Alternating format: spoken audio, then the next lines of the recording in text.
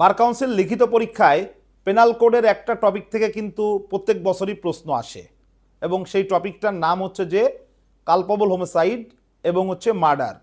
তা যারা আপনারা 2026 সালে বার কাউন্সিল লিখিত পরীক্ষায় অংশগ্রহণ করবেন তাদের জন্য কিন্তু পেনাল কোডের এই টপিকটা সবথেকে বেশি গুরুত্বপূর্ণ, কালপেবল হোমিসাইড এবং মার্ডার। সুপ্রিয় আইনের শিক্ষার্থীবৃন্দ, আজকে আমি এই ভিডিওতে আপনারা দেখতে পাচ্ছেন যে কালপেবল হোমিসাইড এবং মার্ডার নিয়ে বিস্তারিত আলোচনা করব এবং আমি ধাপে ধাপে সবগুলো উদাহরণ আপনাদেরকে বোঝাবো, কারণ উদাহরণ থেকে কিন্তু প্রশ্ন আসে এবং আমরা দেখব যে এই কালপেবল হোমিসাইড এবং মার্ডার থেকে কি কি ধরনের প্রশ্ন আসতে পারে। তা সেইগুলো দেখার পূর্বে আমরা প্রথমেই কালপেবল হোমিসাইড এবং মার্ডারটা ভালো করে বোঝার চেষ্টা করি। প্রথমে আমরা হোমিসাইড শব্দটা বোঝার চেষ্টা করব যে হোমিসাইড মানে কি। হোমিসাইড মানে হচ্ছে হত্যা। এখন এই হত্যা কয় প্রকার? এই হত্যাকে আমরা দুই ভাগে ভাগ করতে পারি। একটা হচ্ছে আপনার লিগ্যাল হোমিসাইড আর একটা হচ্ছে ইলিগ্যাল হোমিসাইড, তার মানে বৈধ হত্যা এবং অবৈধ হত্যা। বৈধ হত্যা আবার কি? বৈধ হত্যা হচ্ছে আপনাকে ফাঁসিতে ঝুলিয়ে যখন হত্যা করা হবে তখন কিন্তু সেটা বৈধ হত্যা। আবার পেনাল কোডের যে আপনার 76 থেকে 106 পর্যন্ত যে জেনারেল এক্সেপশনের কথা বলা আছে সেগুলোর মধ্যে যদি ফেলানো যায় তাহলে সেটাকেও কিন্তু বৈধ হত্যা হিসেবে গণ্য করা হবে। অন্যদিকে অবৈধ হত্যা কাকে বলে? অবৈধ হত্যা বলতে আমরা দুই ধরনের হত্যাকে বুঝি, একটা হচ্ছে কালপেবল হোমিসাইড এবং আর একটা হচ্ছে কি মার্ডার। এই কালপেবল হোমিসাইড এবং মার্ডার এই দুইটা আলোচনা করতে গেলে সবথেকে কঠিন এবং ইম্পর্টেন্ট যে পয়েন্টটা সামনে আসে সেটা হচ্ছে যে কালপেবল হোমিসাইড এবং মার্ডার এই দুইটার মধ্যে পার্থক্য কি। দেখেন, এই দুইটার মধ্যে পার্থক্য বোঝার আগে প্রথমে আমি একটা সাধারণ তথ্য আপনাদের মাথার মধ্যে ঢোকানোর চেষ্টা করি। সেটা হচ্ছে যে generally culpable homicide is murder. সাধারণ সেন্সেই কালপেবল হোমিসাইডটাকে মার্ডার হিসেবে গণ্য করা হবে। প্রশ্ন তাহলে কি হওয়া উচিত? প্রশ্ন হচ্ছে যে কখন কালপেবল হোমিসাইডটাকে মার্ডার হিসেবে গণ্য করা যাবে না। তাহলে এটাই কিন্তু প্রশ্ন হওয়া উচিত যে কখন কালপেবল হোমিসাইডটাকে মার্ডার হিসেবে গণ্য করা যাবে না। তাই এইগুলো আমরা ডিটেলসে কিন্তু আলোচনা করব। আমি আপনাদেরকে আবারও বলতেছি, দেখেন কালপেবল হোমিসাইডের ডেফিনেশন 299 ধারাতে দেওয়া আছে আর মার্ডারের ডেফিনেশন দেওয়া আছে কত ধারাতে? 300 ধারাতে। তাহলে দেখেন, আমি যে কথা বললাম যে সাধারণ সেন্সে কালপেবল হোমিসাইডটাকেই আমরা মার্ডার হিসেবে গণ্য করব, তার মানে কালপেবল হোমিসাইডের যে কন্ডিশনগুলো আছে এবং মার্ডারের যে কন্ডিশনগুলো আছে এইগুলো কিন্তু অলমোস্টই কি হবে? সেম হবে। 300 ধারাতে মার্ডারে 4টা পয়েন্ট আছে আর কালপেবল হোমিসাইডে 299 ধারাতে 3টা পয়েন্ট আছে। তা দেখেন, কিছু পয়েন্ট একই সাথে কিন্তু 300 ধারার মধ্যেও আছে এবং একই সাথে 299 ধারার মধ্যেও আছে। তাহলে দেখেন যে এই যে 299 ধারার যে পয়েন্টটা, ওই পয়েন্টটা যখন 300 ধারার মধ্যেও থাকবে তখন কিন্তু কি? তখন কিন্তু ওইটাই কিন্তু কি? ওইটাই কিন্তু মার্ডার। তার মানে ওইটা কিন্তু তখন আর কালপেবল হোমিসাইড থাকতেছে না, সেটা কিন্তু তখন কি হয়ে যাচ্ছে? মার্ডার হয়ে যাচ্ছে। বুঝতে পারছে কিনা? তাহলে সাধারণ সেন্সে এটা মাথার মধ্যে রাখতে হবে যে generally culpable homicide is murder. সাধারণ সেন্সে কালপেবল হোমিসাইডটাকে আমরা মার্ডার হিসেবে গণ্য করব। কখন কালপেবল হোমিসাইডটাকে আমরা মার্ডার হিসেবে গণ্য করব? যখন ধারা 299 এর যে শর্ত আছে সেই শর্ত ধারা 300 সাথে মিলে যাবে, তখন কিন্তু কালপেবল হোমিসাইডটাকে মার্ডার হিসেবে গণ্য করতে হবে। আর কালপেবল হোমিসাইডটাকে কখন মার্ডার হিসেবে গণ্য করা যাবে না? ধারা 299 এর যে পয়েন্টটা 300 ধারার মধ্যে নাই সেটাকে কিন্তু শুধুমাত্র কালপেবল হোমিসাইড হিসেবেই গণ্য করতে হবে। পাশাপাশি মার্ডারে 5টা এক্সেপশন দেওয়া আছে। ওই 5টা এক্সেপশনের ক্ষেত্রে বলা হয়েছে যে এই ক্ষেত্রগুলো বিদ্যমান থাকলে কালপেবল হোমিসাইডটাকে মার্ডার হিসেবে গণ্য করা যাবে না। তা আমরা কালপেবল হোমিসাইড এবং মার্ডার এই দুইটার পার্থক্য অনেক ভালো করে বুঝবো, আপনাদের মাথার মধ্যে ঢোকাই দেওয়ার চেষ্টা করব। কিন্তু সর্বপ্রথম আমরা আগে কালপেবল হোমিসাইডটা ভালো করে বুঝে আসি। দেখেন, একটা অপরাধ সংগঠন করতে গেলে আপনার কিন্তু দুইটা এলিমেন্ট কিন্তু অনেক বেশি গুরুত্বপূর্ণ। একটা হচ্ছে কি একটা শ্রিয়া এবং আর একটা হচ্ছে মেন শ্রিয়া। একটা শ্রিয়া মানে হচ্ছে যে অপরাধটা সংগঠন করতে হবে আর কি, মানে অপরাধ সংগঠন হওয়া লাগবে। আর মেন শ্রিয়া হচ্ছে যে আপনি যে অপরাধ সংগঠন করছেন আপনার মধ্যে গিল্টি ইন্টেনশন আছে কিনা, গিল্টি মাইন্ড আছে কিনা, সেটা কিন্তু যদি না থাকে তাহলে কিন্তু একটা শ্রিয়া ঘটলো, মেন শ্রিয়া নাই, তখন কিন্তু সেটাকে অপরাধ হিসেবে গণ্য করা যাবে না। তার ধারা 299তে আমাদেরকে কালপেবল হোমিসাইডের ডেফিনেশন দিছে। তার মানে আমাদেরকে বুঝতে হবে যে কালপেবল হোমিসাইডের অপরাধ সংগঠন করতে গেলে কি কি এলিমেন্ট থাকা লাগে। তাহলে একটা শ্রিয়া এবং মেন শ্রিয়া এই দুইটা যদি ধারা 299 মধ্যে আমরা খুঁজে পাই তখন কিন্তু সেটাকে আমরা কি বলবো? তখন কিন্তু সেটাকে আমরা কালপেবল হোমিসাইড বলবো। তাহলে আগে আমরা কালপাবল হোমিসাইডের ডেফিনেশনটা বুঝি, তারপরে কালপাবল হোমিসাইড আর মার্ডারের মধ্যে কতটুকু পার্থক্য আছে, কখন কালপাবল হোমিসাইডটাকে মার্ডার হিসেবে গণ্য করা যাবে আর কখন কালপাবল হোমিসাইডটাকে মার্ডার হিসেবে গণ্য করা যাবে না, সেই বিষয়টা নিয়ে কিন্তু আমরা কি করব, আলোচনা করব। তাহলে চলেন আমরা একটু দেখি। আপনারা খেয়াল করেন ধারা 299 আপনারা স্ক্রিনে দেখতে পাচ্ছেন এবং এই ধারা 299-তে কালপাবল হোমিসাইডের কিন্তু ডেফিনেশন দেওয়া আছে। এখানে যে কথা বলতেছে, যে ব্যক্তি মৃত্যু ঘটানোর অভিপ্রায়ে, তাহলে দেখেন একটা পয়েন্ট কিন্তু আমাদেরকে বুঝতে হবে, আমাদের একটা পয়েন্ট প্রথমে যেটা বুঝতে হবে সেটা হচ্ছে কি, মৃত্যু ঘটানোর অভিপ্রায়ে। বুঝতে পারছি কিনা? তাহলে আমার এই অভিপ্রায় মানে কি, অভিপ্রায় মানে হচ্ছে ইন্টেনশন, তাহলে মৃত্যু ঘটানোর ইন্টেনশন নিয়ে, বুঝতে পারছি কিনা? অথবা অথবা কি, অথবা হচ্ছে মৃত্যু ঘটতে পারে এরূপ শারীরিক জখম করার অভিপ্রায়ে। তাহলে এই 1 নাম্বার আর 2 নাম্বার, এই দুইটার মধ্যে কিন্তু পার্থক্য আছে। 299-তে টোটাল 3টা পয়েন্টের কথা বলা আছে। আমরা এখন 1 নাম্বার পয়েন্ট আর 2 নাম্বার, এটাকে আমরা 1 বলতে পারি এবং এইটাকে আমরা কি বলতে পারি, 2 নাম্বার বলতে পারি। তাহলে এই 1 নাম্বার পয়েন্ট এবং 2 নাম্বার পয়েন্ট, এই দুইটার মধ্যে কি পার্থক্য আছে সেটা আমি আগে প্রথমে একটু বোঝাইনি। দেখেন, মৃত্যু ঘটানোর অভিপ্রায়ে যদি মৃত্যু ঘটায় ফেলেন, তার মানে আপনার কিন্তু একটা কিলিং ইন্টেনশন থাকা লাগবে এবং সেই কিলিং ইন্টেনশন নিয়ে আপনি কিল করে ফেলছেন। সে ফর এক্সাম্পল, আপনি রহিমকে কি করতে চাচ্ছেন, হত্যা করতে চাচ্ছেন, হত্যা করার উদ্দেশ্য নিয়ে, ইন্টেনশন নিয়ে আপনি রহিমকে হত্যা করে ফেলেছেন, তাহলে সেটাকে কিন্তু আমরা কি বলবো, কালপাবল হোমিসাইড বলবো। 2 নাম্বার পয়েন্টটা কিন্তু ওটা বলতেছে না।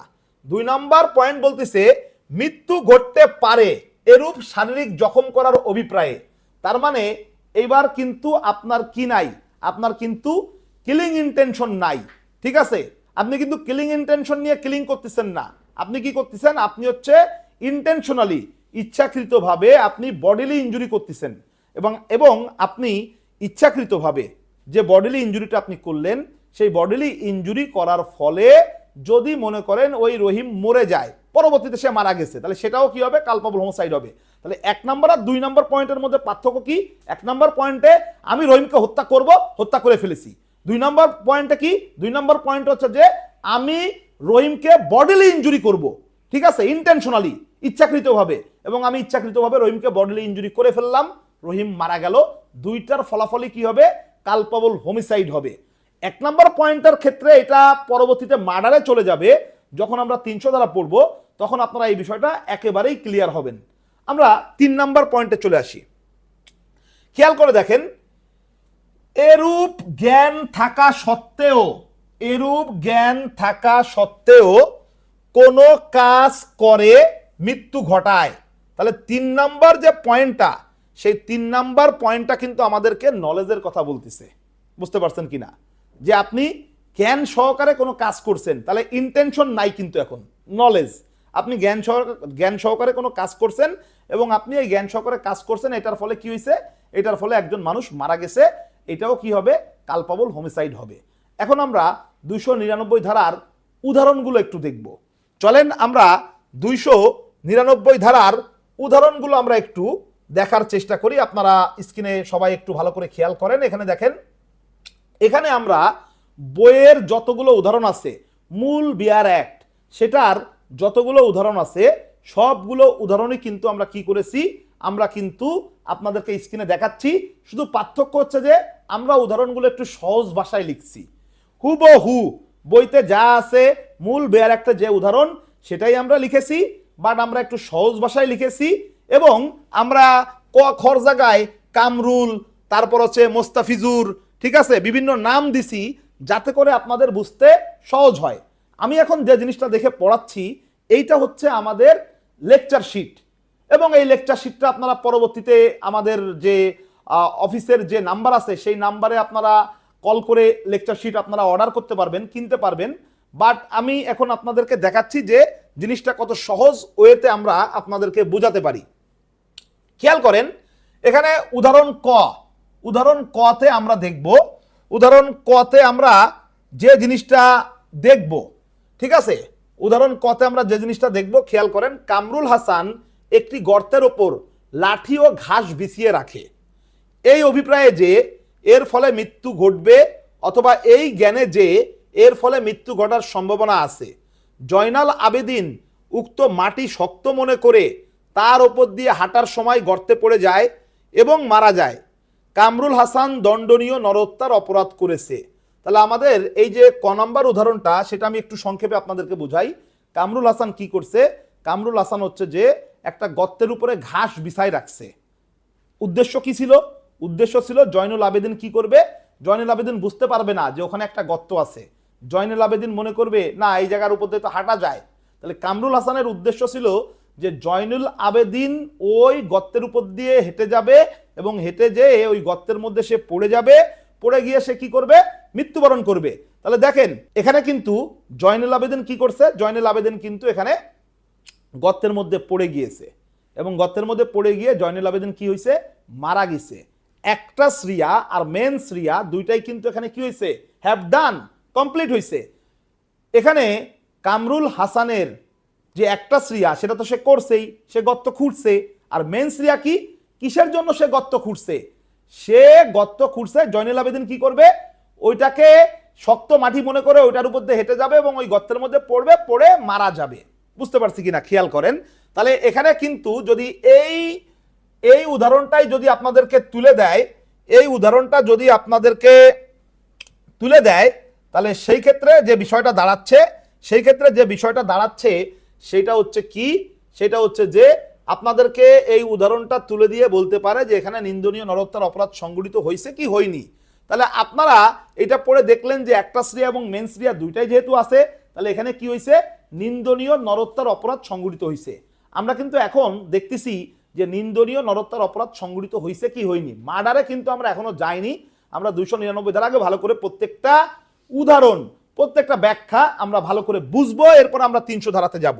আচ্ছা দেখেন, আমরা পরের যে উদাহরণটা সেই পরের উদাহরণটাতে আমরা এখন দেখব। একটু ভালো করে খেয়াল করেন, পরের উদাহরণটা আপনারা দেখতে পাচ্ছেন স্ক্রিনে। দেখেন, কামরুল হাসান জানে যে জয়নাল আবেদিন একটি ঝোপের পেছনে আছে, মোস্তাফিজুর রহমান তা জানে না। তাহলে এখানে একটা বিষয় কিন্তু খেয়াল করতে হবে, এই যে কামরুল হাসান, এখানে একটা বিষয় খেয়াল করতে হবে, এই যে কামরুল হাসান, এই কামরুল হাসান কিন্তু কি? কামরুল হাসান কিন্তু জানে। বুঝতে পারছি কিনা? যে জয়নুল আবেদিন একটা ঝোপের পেছনে আছে। মোস্তাফিজুর জানে না। কে জানে না?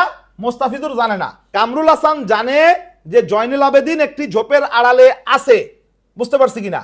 কিন্তু মোস্তাফিজুর রহমান তা জানে না। তাহলে মোস্তাফিজুর রহমানের কি ইন্টেনশন আছে? মোস্তাফিজুর রহমানের কিন্তু ইন্টেনশন নাই। ইন্টেনশন কার আছে? গিলটি ইন্টেনশন কার? গিলটি ইন্টেনশন হচ্ছে কামরুল হাসানের। পরে কি হয়েছে দেখেন, কামরুল হাসান জয়নুল আবেদিনের মৃত্যু ঘটানোর অভিপ্রায়ে অথবা জয়নুল আবেদিনের মৃত্যু ঘটতে পারে জেনে মোস্তাফিজুর রহমানকে ঝোপের দিকে গুলি করতে প্ররোচিত করে। মোস্তাফিজুর রহমান গুলি করে এবং জয়নুল আবেদিনকে হত্যা করে। তাহলে এখানে একটা জিনিস খেয়াল করতে হবে যে কামরুল হাসান জানে যে জয়নুল আবেদিন ঝোপের আড়ালে আছে, কিন্তু মোস্তাফিজুর রহমান জানে না। তাহলে গিলটি ইন্টেনশন আছে কার? গিলটি ইন্টেনশন আছে কিন্তু কামরুল হাসানের।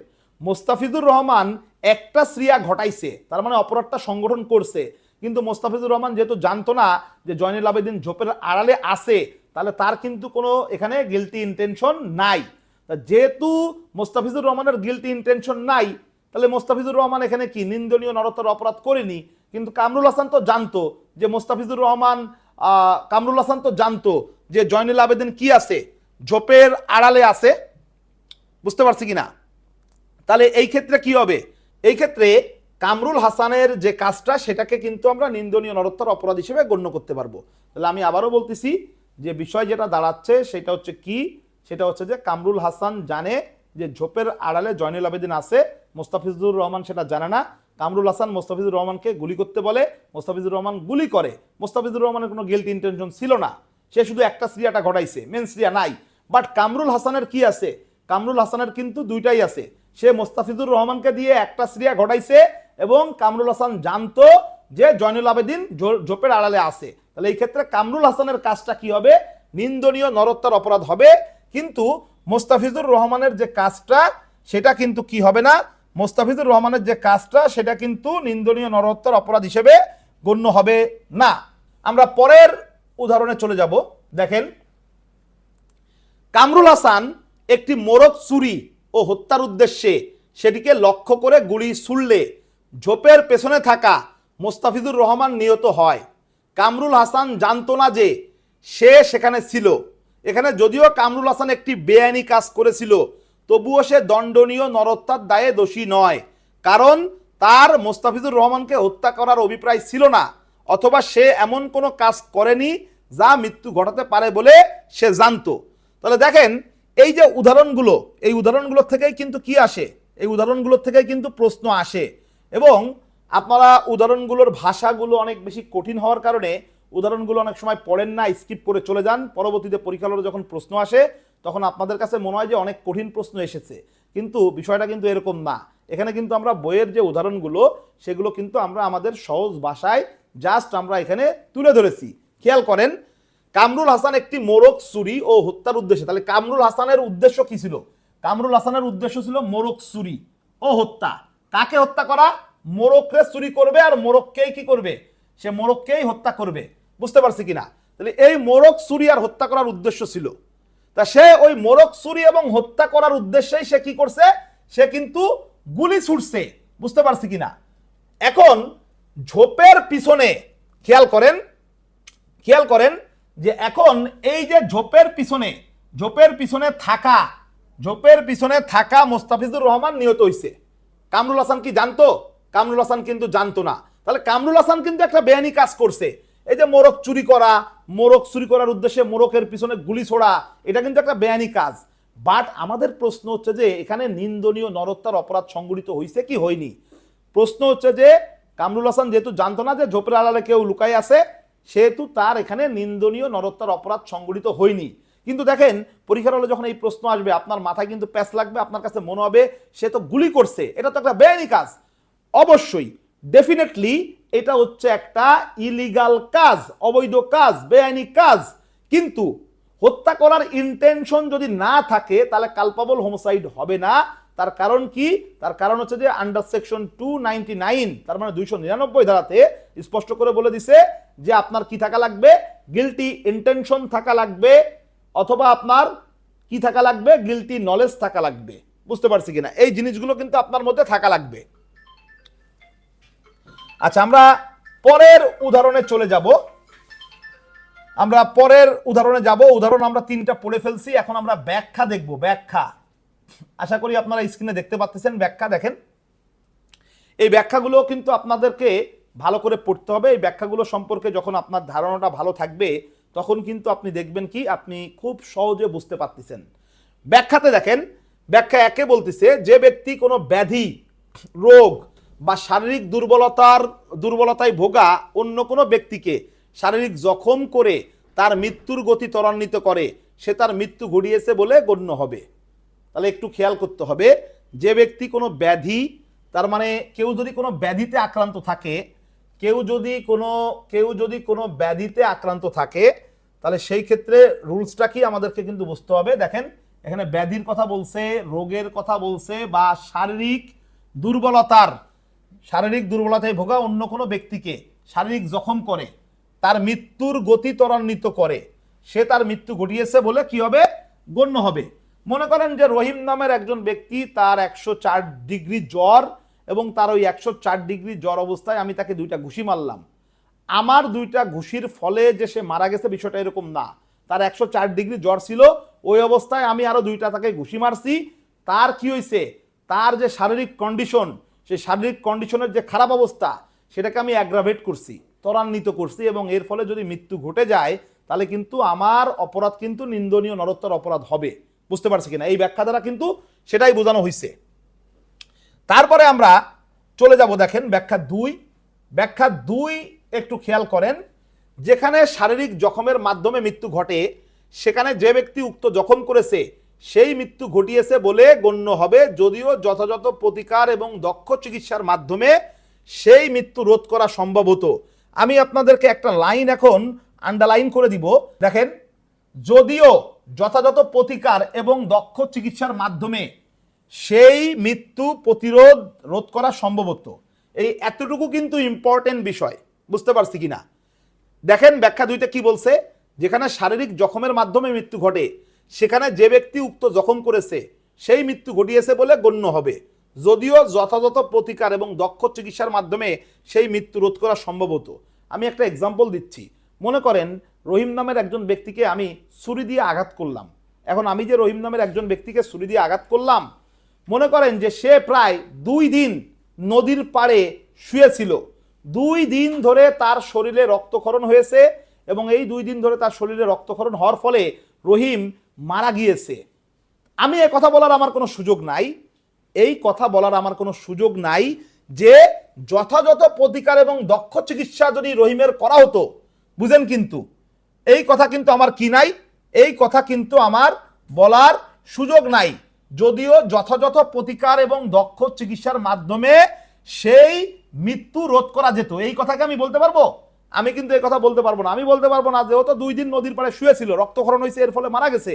তাকে যদি টাইম মতো হসপিটালে নিয়ে যাওয়া হতো তাহলে কিন্তু সে মরতো না। এই কথা বলার কিন্তু আমার কোনো সুযোগ নাই। তাহলে এখানে যে কথা বলা হচ্ছে ব্যাখ্যা 2-তে, সেটা হচ্ছে যে যেখানে শারীরিক জখমের ফলে কারোর মৃত্যু ঘটে সেখানে টাইম মতো যদি হসপিটালে নিয়ে যাওয়া হলে সে বেঁচে যেত, এরকম কোনো যুক্তি কিন্তু দেখানোর কোনো সুযোগ নাই। তাহলে আমরা 299 ধারাতে আমাদের যে ব্যাখ্যা আছে সেই ব্যাখ্যাগুলো আমরা আলোচনা করতেছি। এখন আমরা ব্যাখ্যা 3-এ যাব। এই ব্যাখ্যা 3টা কিন্তু খুব গুরুত্বপূর্ণ, এটার থেকে কিন্তু আপনাদের প্রশ্ন আসে। খেয়াল করেন, ব্যাখ্যা 3-এ আমাদেরকে বলতেছে মাতৃগর্ভে থাকা শিশুর মৃত্যু ঘটানো নরহত্যা নয়। তাহলে আমাদেরকে প্রথম যে জিনিসটা বুঝতে হবে, সেটা হচ্ছে কি, মাতৃগর্ভে, এই যে মাতৃগর্ভে, হ্যাঁ, মাতৃগর্ভে থাকা শিশুর মৃত্যু ঘটানো নরহত্যা নয়। তাহলে মাতৃগর্ভে যদি শিশুর মৃত্যু ঘটানো হয় তাহলে সেটাকে নরহত্যা বলা যাবে না। কিন্তু কিন্তু এই যে কিন্তু এখানে তো বলেই দিছে, কিন্তু জীবিত শিশুর কোনো অংশ যদি মাতৃগর্ভের বাইরে আসার পর তার মৃত্যু ঘটানো হয়, এই কথাটাই কিন্তু ইম্পর্টেন্ট। জীবিত শিশুর কোনো অংশ যদি মাতৃগর্ভের বাইরে আসার পর তার মৃত্যু ঘটানো হয় তাহলে সেই ক্ষেত্রে কিন্তু সেটাকে কালপাবল হোমিসাইড হিসেবে গণ্য করা যাবে। বুঝতে পারছি কিনা? ঠিক আছে, খেয়াল করেন। তবে তা দণ্ডনীয় নরহত্যা হিসেবে গণ্য হতে পারে যদিও শিশুটি শ্বাস না নিয়ে থাকে বা সম্পূর্ণ জন্মগ্রহণ না করে থাকে। ইংলিশে এখানে বলা হয়েছে বি কুইক উইথ চাইল্ড। এখানে যে বিষয়টা বলা হয়েছে সেটা হচ্ছে যে মাতৃগর্ভে যদি শিশুর মৃত্যু ঘটানো হয় তাহলে সেটা কি নিন্দনীয় নরহত্যা না। বাট শিশুর শরীরের কোনো একটা পার্ট যদি বাইরে আসে, শিশুটাকে পুরোপুরি জন্মগ্রহণ করার দরকার নাই। শিশুর শরীরের কোনো অঙ্গ প্রত্যঙ্গ যদি বাইরে আসে, এরকম অবস্থায় যদি সে মারা যায় তাহলে সেটাকে কিন্তু নিন্দনীয় নরহত্যা হিসেবে গণ্য করা হবে। তাহলে এতক্ষণ আমরা আলোচনা করলাম হচ্ছে কালপাবল হোমিসাইড এবং এখন আমরা আলোচনা করব মার্ডার। এই মার্ডারটা যখন আমরা আলোচনা করব তখন আপনারা কালপাবল হোমিসাইড এবং মার্ডারের মধ্যে পার্থক্যটা কিন্তু বুঝতে পারবেন এবং আমি আপনাদেরকে পার্থক্যগুলো একেবারে চোখে আঙ্গুল দিয়ে সুন্দর করে বুঝিয়ে দিব। বাট আমরা এই মার্ডারের আলোচনা শুরু করার পূর্বে আমি আপনাদেরকে একটা স্পেশাল অফার দিচ্ছি। যারা আপনারা এই 2026 সালে বার কাউন্সিল লিখিত পরীক্ষায় অংশগ্রহণ করবেন, আমি আবারও বলতেছি, যারা আপনারা 2026 সালে বার কাউন্সিল লিখিত পরীক্ষায় অংশগ্রহণ করবেন, অলরেডি আপনারা পড়াশোনা শুরু করে দিয়েছেন, অনেক জায়গায় কোচিংও করতেছেন, বাট আমরা বোনাফাইড ল একাডেমির পক্ষ থেকে একটা রিভিশন কোর্সের আয়োজন করতে যাচ্ছি। একটা রিভিশন কোর্স আমরা আয়োজন করতেছি। সেই রিভিশন কোর্সের ক্লাস শুরু হবে হচ্ছে 10 জুলাই থেকে। মাত্র 15টা ক্লাস আমরা নিব এবং এই 15টা ক্লাসের কোর্স ফি হচ্ছে মাত্র 1000 টাকা। এবং এই 15টা ক্লাসের যে কোর্স, এই কোর্সের সাথে কিন্তু আমরা আমাদের যে স্পেশাল যে নোট আছে সেই স্পেশাল নোটও কিন্তু আপনাদেরকে কি করব, সফট কপিটা কিন্তু দিয়ে দিব। তাই এই কোর্স করে যে আপনার বিশাল কিছু হয়ে যাবে আমি এটা বলতেছি না। 15টা ক্লাস আমরা মাত্র নিব, কারণ এখন তো আর সময়ও নাই। এখন আপনারা মোটামুটি যা পড়ার পড়ছেন, আপনাদেরকে এখন যে কাজটা করতে হবে সেটা হচ্ছে যে ইম্পর্টেন্ট যে টপিকগুলো, সেই ইম্পর্টেন্ট টপিকগুলোর উপরে একটু বেশি জোর দিতে হবে, বেশি ফোকাস দিতে হবে। যেমন কালপাবল হোমিসাইড এবং মার্ডার, এটা কিন্তু একটা খুবই ইম্পর্টেন্ট টপিক। তাই তাই এইটার উপরে কিন্তু জোর দিতে হবে। এরকম করে আমরা কি করব, আমরা যে রিভিশন কোর্সের আয়োজন করেছি 10 জুলাই থেকে যেটার ক্লাস শুরু হবে, সেই কোর্সের কোর্স ফি মাত্র 1000 টাকা, এবং ওই কোর্সে আমরা কি করব, ইম্পর্টেন্ট টপিকগুলো আমরা ভালো করে আপনাদের মাথার মধ্যে ঢুকাবো, যাতে করে আপনার যদি কিছু অংশ যদি কমান আসে পরীক্ষায়, তাহলে দেখা যাবে যে আপনার পরীক্ষাটা কিন্তু কি অনেক বেশি ভালো হবে ইনশাল্লাহ। তা যারা আপনারা ইন্টারেস্টেড তাদেরকে as early as possible registration করে ফেলতে হবে, কারণ 15টা ক্লাস মাত্র 1000 টাকার বিনিময়ে আমরা এই 15টা ক্লাস নিব, এবং এইভাবে ডিজিটাল বোর্ডে আপনাদেরকে সুন্দর করে কিন্তু বুঝিয়ে বুঝিয়ে ক্লাসগুলো কিন্তু নেওয়া হবে। পাশাপাশি আমরা কিন্তু আপনাদেরকে আমাদের যে স্পেশাল লেকচার শিট আছে সেটা সফট কপিও কিন্তু দিয়ে দিচ্ছি। আসন সংখ্যা সীমিত, আমরা সর্বোচ্চ 100 জনকে কিন্তু এই কোর্সে অংশগ্রহণ করার সুযোগ দিব। কোর্স ফি মাত্র 1000 টাকা। তাহলে আমি এখন আলোচনা করব হচ্ছে মার্ডার 300 ধারা। 300 ধারাটা আপনারা স্ক্রিনে দেখতে পাচ্ছেন, এবং এই 300 ধারাতে দেখেন যে 300 ধারাতে আমাদের যে ইনফরমেশনগুলো দেওয়া আছে সেগুলো আমরা প্রথমে একটু বোঝার চেষ্টা করি। ধারা 300তে বলা হয়েছে পরবর্তীকালে বর্ণিত ব্যতিক্রম সমূহ ব্যতীত। তার মানে কি, ব্যতিক্রম সমূহ বাদ দিয়ে বলতেছে, বুঝতে পারছি কিনা? এই যে ব্যতিক্রম সমূহ, এটা ব্যতীত, এই ব্যতিক্রম সমূহ ব্যতীত দণ্ডনীয় নরহত্যায় খুন বলে গণ্য হবে। এই জায়গায় আপনার অ্যান্সারটা কিন্তু দিয়ে দেওয়া আছে, বুঝতে পারছেন কিনা? এই লাইনের মধ্যে কিন্তু অ্যান্সার দেওয়া আছে যে 299 এবং 300 ধারা, বুঝতে পারছি কিনা? এই দুইটার মধ্যে কি পার্থক্য, আর কখন কালপাবল হোমোসাইড মার্ডার হবে, আর কখন কালপাবল হোমোসাইড মার্ডার হিসেবে গণ্য হবে না। ইংলিশেও কিন্তু কোশ্চেন আসতে পারে, when culpable homicide amounting to murder and when culpable homicide not amounting to murder, এই প্রশ্ন কিন্তু ইংলিশে আসতেই পারে। তো এখন বিষয়টা একটু বোঝার চেষ্টা করেন, কখন কালপাবল হোমোসাইড মার্ডার হবে আর কখন কালপাবল হোমোসাইড মার্ডার হবে না। এই প্রশ্নের উত্তর কিন্তু এই মাত্র যে আন্ডারলাইন যে লাইনটা এখানেই কিন্তু বলে দেওয়া আছে। এটা যদি বোঝেন তাহলে সব বুঝবেন। কি বলছে? পরবর্তীকালে বর্ণিত ব্যতিক্রম সমূহ ব্যতীত। তাহলে পরবর্তীকালে বর্ণিত ব্যতিক্রম সমূহ কোনটা? মার্ডারের 5টা এক্সেপশন আছে। পরবর্তীকালে বর্ণিত ব্যতিক্রম সমূহ ব্যতীত, আবারও বলতেছি, পরবর্তীকালে বর্ণিত ব্যতিক্রম সমূহ ব্যতীত।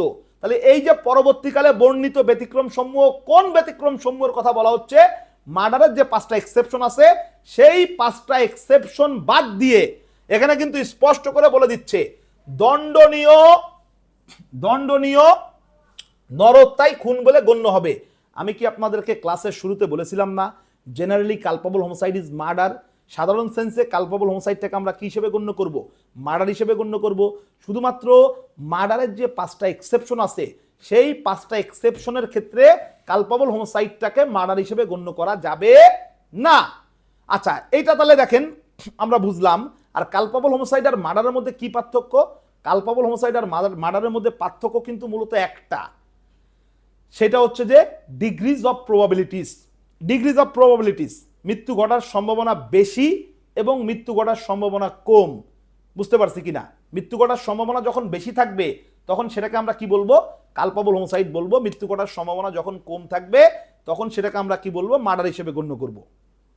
একটু খেয়াল করেন যে এই কালপাবল হোমোসাইড এবং মার্ডারটাকে ভালো করে যদি বুঝতে চান তাহলে আপনাকে মার্ডারের যতগুলো উদাহরণ আছে সবগুলো ভালো করে পড়তে হবে। তা আমরা এখন সেগুলো পড়বো, এবং সেগুলো পড়ার পরে কিন্তু এই কালপাবল হোমোসাইড এবং মার্ডার থেকে কি কি ভাবে আপনাদের প্রশ্ন আসতে পারে সেগুলো কিন্তু আমি আলোচনা করব।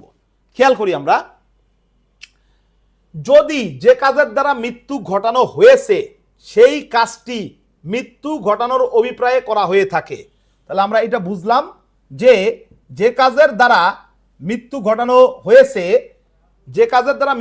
হয়েছে, সেই কাজটি মৃত্যু ঘটানোর অভিপ্রায়ে করা হয়ে থাকে। তাহলে দেখেন এখানে কিন্তু কিসের কথা বলতেছে? মৃত্যু ঘটানোর অভিপ্রায়, বুঝতে পারছি কিনা? মৃত্যু ঘটানোর অভিপ্রায়ের কথা বলতেছে। কিলিং ইন্টেনশন থাকা লাগবে, কিলিং ইন্টেনশন। আমি রহিমকে হত্যা করতে চাই, আমার রহিমকে হত্যা করার ইন্টেনশন আছে, এবং আমি রহিমকে কি করব? হত্যা করে ফেলবো, হত্যা করে ফেলেছি। তাহলে এটা কি হবে? এটা কিন্তু তখন কি হবে? এটা কিন্তু হবে হচ্ছে মার্ডার। এই একই কথা 299 ধারাতে ছিল না? এই একই কথা কিন্তু 299 ধারাতেও ছিল। তাহলে 299 ধারার যে ফার্স্ট পয়েন্ট আর 300 ধারার যে ফার্স্ট পয়েন্ট, এই দুটা পয়েন্ট সেম না? তাহলে এই দুটা পয়েন্ট সেম হলে ম্যাথমেটিক্যালি তো আমরা সহজেই বলতে পারি যে culpable homicide murder. Generally culpable homicide is murder, but ওই যে মার্ডারের যে 5টা এক্সেপশন, সেই 5টা এক্সেপশনের ক্ষেত্রে কালপেবল হোমিসাইডটাকে আমরা মার্ডার হিসেবে গণ্য করতে পারবো না। এই একটা পার্থক্য। আর একটা পার্থক্য কি? Degrees of probabilities. মৃত্যু ঘটার সম্ভাবনা যদি বেশি থাকে তাহলে সেই ক্ষেত্রে সেটা হবে হচ্ছে মার্ডার, মৃত্যু ঘটার সম্ভাবনা যদি কম থাকে তাহলে সেই ক্ষেত্রে সেটা হবে কি? Culpable homicide. তাহলে 300 ধারার যে ফার্স্ট পয়েন্ট আর 299 ধারার যে ফার্স্ট পয়েন্ট, এই দুটা কিন্তু হুবহু একই কথা, একই কথা, 1%ও কিন্তু 19-20 নাই। এই জন্যই কিন্তু বলা হয়েছে generally culpable homicide is murder. তাহলে এখানে দেখেন, এখানে বলতেছে মৃত্যু ঘটানোর অভিপ্রায়ে করা হয়ে থাকে, ঠিক আছে? যদি যে কাজের দ্বারা, খেয়াল করেন, যদি যে কাজের দ্বারা মৃত্যু ঘটানো হয়েছে সেই কাজটি মৃত্যু ঘটানোর অভিপ্রায়ে করা হয়ে থাকে, তার মানে আমার মৃত্যু ঘটানোর ইন্টেনশন আছে এবং আমি মৃত্যু ঘটাইছি, মার্ডার হয়ে গেছে। একই কথা কিন্তু 299 ফার্স্ট পয়েন্টে ছিল। এখান থেকে পার্থক্য শুরু। অথবা এই যে দ্বিতীয় যে পয়েন্টটা, এই দ্বিতীয় পয়েন্টটার মধ্যে আমরা এখন আসব। যদি কাজটি এমন শারীরিক জখম করার অভিপ্রায়ে করা হয় যা অপরাধী জানে যে যার ক্ষতি করা হচ্ছে তার মৃত্যু ঘটানোর সম্ভাবনা রয়েছে। এখানে একটা বিষয় আপনাদেরকে আমি একটু সংক্ষেপে লিখে দিচ্ছি, সেটা হচ্ছে কি? Special knowledge.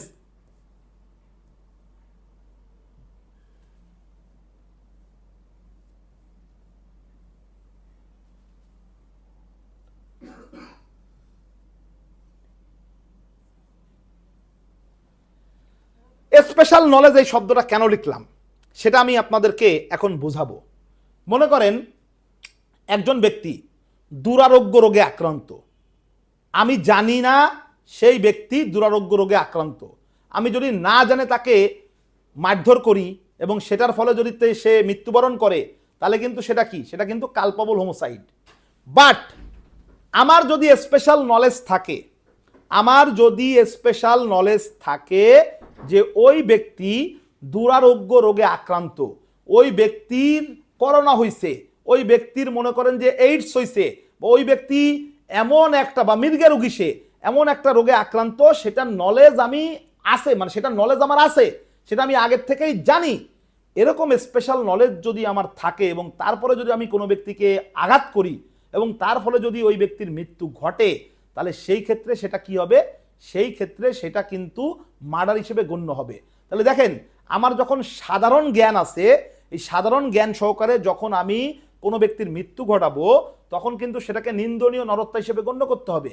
বাট আমার যদি স্পেশাল নলেজ থাকে, আমি আগের থেকেই জানি যে সে একটা মৃগা রোগী, সে অসুস্থ, এবং তারপরে আমি কি করলাম? আমি জেনে শুনে তার অসুস্থতাকে আমি অ্যাগ্রাভেট করলাম, ত্বরান্বিত করে তার মৃত্যু ঘটালাম, এটা কিন্তু কি হবে? মার্ডার হবে। তাহলে আমাকে এখানে বুঝতে হবে যে আমার স্পেশাল নলেজ আছে কিনা, অফেন্ডার আগের থেকেই জানতো কিনা। যে অফেন্ডার, সে যদি আগের থেকেই জানে, অফেন্ডার যদি আগের থেকেই জানে যে মিস্টার জোটন দেবনাথ সে তো মৃগা রোগী, এটা যদি অফেন্ডার আগের থেকে জানে এবং ওরকম অবস্থায় যদি সে আঘাত করে এবং ওরকম অবস্থায় যদি মিস্টার জোটন দেবনাথ মৃত্যুবরণ করে, তাহলে কিন্তু সেটা কি হবে? মার্ডার হবে। বাট আমি জানি না যে জোটন দেবনাথের কোনো রোগ আছে কিনা, তর্কের খাতিরে বা ঝগড়া হয়ে গেল, আমি তাকে হিট করলাম, সে মারা গেল, এটা হবে হচ্ছে কালপেবল হোমিসাইড। এরপরে দেখেন, তাহলে 2 নম্বর পয়েন্টটা কিন্তু আমরা বুঝলাম, যদি কাজটি এমন শারীরিক জখম করার অভিপ্রায়ে করা হয় যা অপরাধী জানে যে যার ক্ষতি করা হচ্ছে তার মৃত্যু ঘটানোর সম্ভাবনা রয়েছে। বুঝতে পারছি কিনা? তাহলে এটা আমরা বুঝলাম আর কি, যে এখানে আগের থেকেই অফেন্ডার জানে, এটাই বুঝাচ্ছে। যদি কাজটি এমন শারীরিক জখম করার অভিপ্রায়ে করা হয় যা অপরাধী জানে, এই যে যা অপরাধী জানে, এইটা দ্বারা কি করতেছে?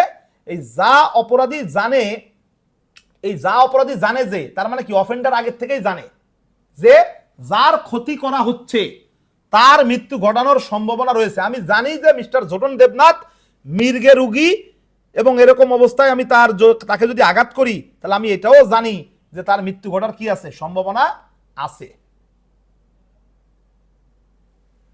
3 নম্বর যে পয়েন্টটা, এই 3 নম্বর পয়েন্টটা একটু খেয়াল করেন।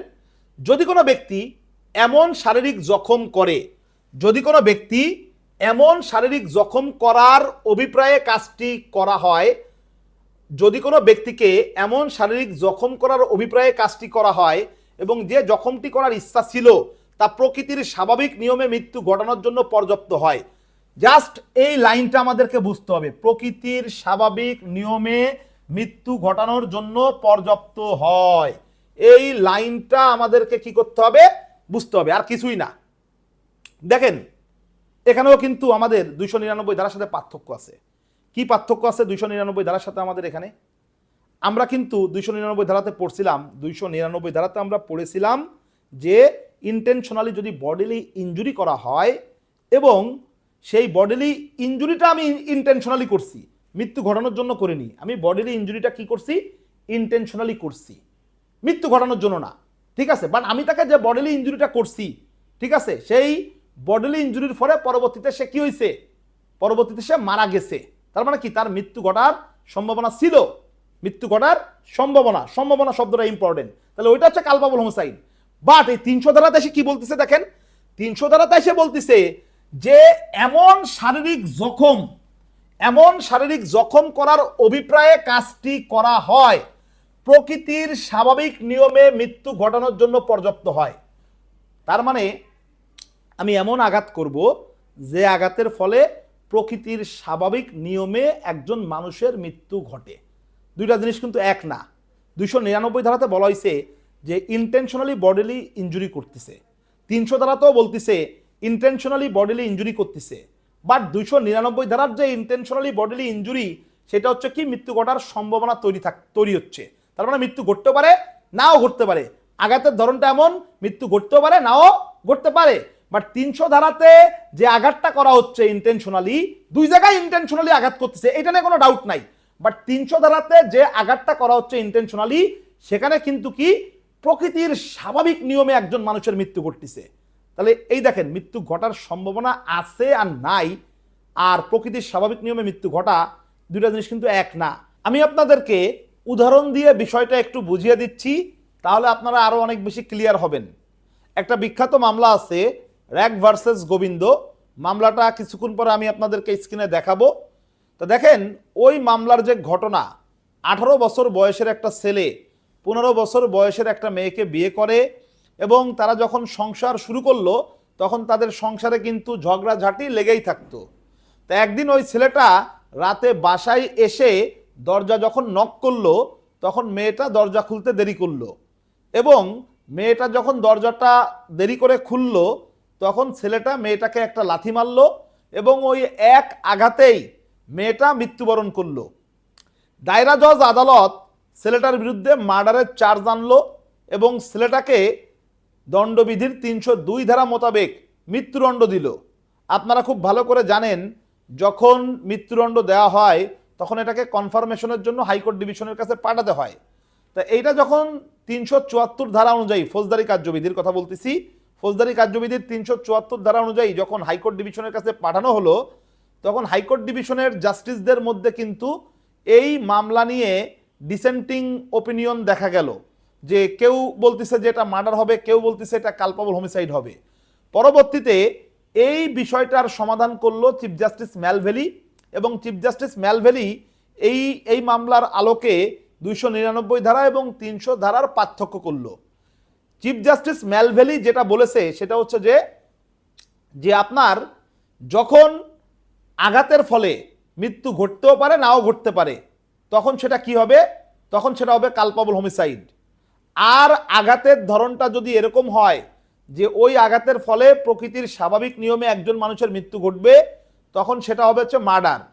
দেখেন খেয়াল করেন, ওই যে ছেলেটা 18 বছর বয়সের যে ছেলেটা 15 বছর বয়সের যে মেয়েটাকে একটা লাথি মারছিল, ওই একটা লাথিতেই কিন্তু মেয়েটা মারা গেছে।